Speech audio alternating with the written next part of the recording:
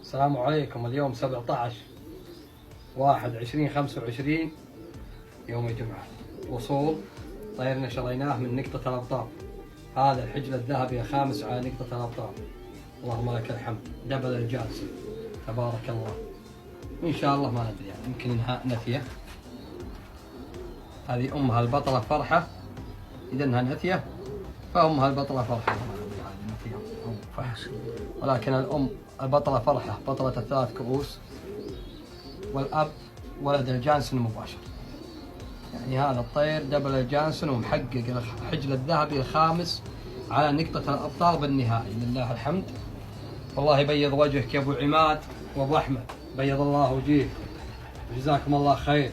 وإن شاء الله مفرحين بنجاح النقطة، وإن شاء الله النجاح بالمواسم القادمة بإذن الله، وإن شاء الله عندكم بمشيئة الله.